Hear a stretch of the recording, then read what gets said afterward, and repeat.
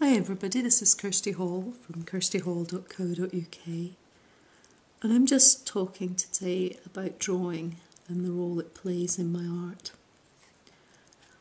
I was thinking recently that drawing for me is quite mindless, and I realised I felt a little bit scared, a little bit kind of embarrassed to say that to people, because I think if I say that people will think that I mean that my drawing is thoughtless, or that it's stupid somehow, and it's not at all.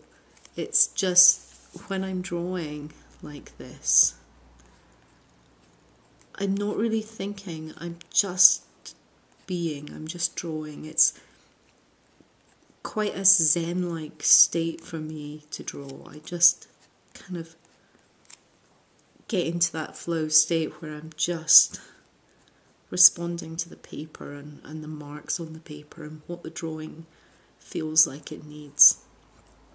And for me, that's a really important part of my art, because the rest of the things I do take so long and they're so thought out that having something like drawing where I can just really finish something quite quickly, and I'm just not having to do this elaborate planning, and I don't have to do test pieces, and I don't have to work out all my parameters of a performance or a sculpture, and I don't have to, think it all through.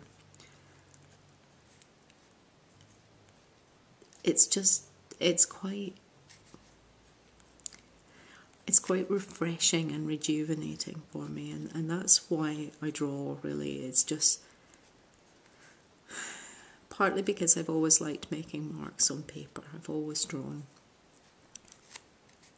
But also because it does kind of form that sort of almost role of meditation in my life.